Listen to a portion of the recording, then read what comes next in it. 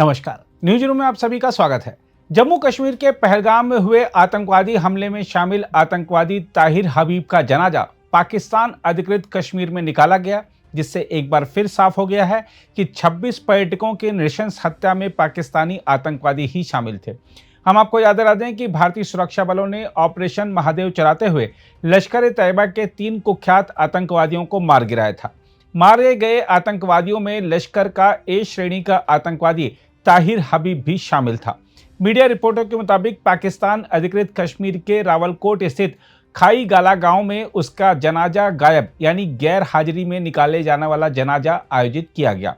Social media पर सामने आए वीडियो और तस्वीरों के अनुसार ताहिर हबीब के जनाजे में गांव के बुजुर्ग एकत्र हुए थे, लेकिन यह धार्मिक अनुष्ठान उस समय विवाद का कारण बन गया जब स्थानीय लश्कर कमांडर रिजवान हनीफ ने जबरन इसमें शामिल होने की कोशिश की। बताया जा रहा है कि ताहिर हबीब का परिवार पहले ही लश्कर के सदस्यों को दूर रहने की चेतावनी दे चुका था, मगर हनीफ नहीं माना। इसके बाद माहौल बिगड़ गया। सूत्रों के अनुसार लश्कर के गुर्गों ने उपस्थित शोकाकुल लोगों को हथियार दिखाकर धमकाया, जिससे ग्रामीणों में गुस्सा फैल गया। खाईगाला गांव के निवासियों ने आतंकवादियों की इस हरकत के खिलाफ सार्वजनिक बहिष्कार की योजना बनाई है।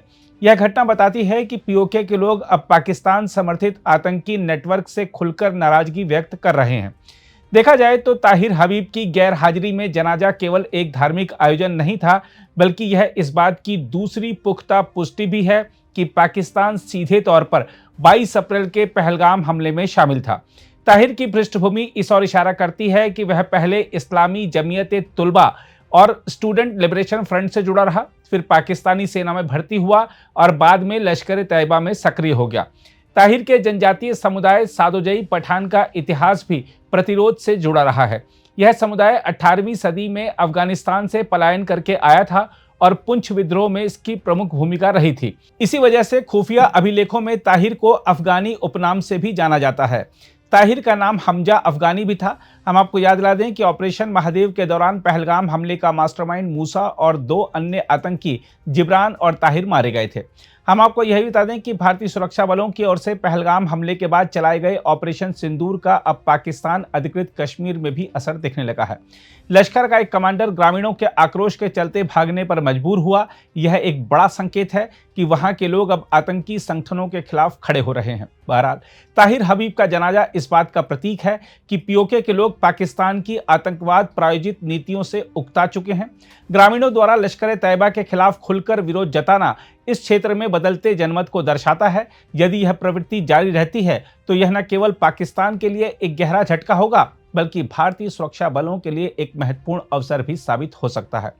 हम आपको यह भी याद दिला दें कि केंद्रीय गृह मंत्री अमित शाह ने पहलगाम आतंकवादी हमले और ऑपरेशन सिंदूर पर संसद में चर्चा के दौरान देश को जानकारी दी थी कि तीनों आतंकवादियों के सिर में ही गोली मारी गई थी। उन्होंने कहा था कि पहलगाम हमले के बाद हमें बहुत से पीड़ित परिवारों के तथा आमजनों के संदेश मिले थे कि जब भी आतंकवादियों को मारा जाए तो इनके सिर में ही गोली मारी जाए, और ऐसा ही हुआ।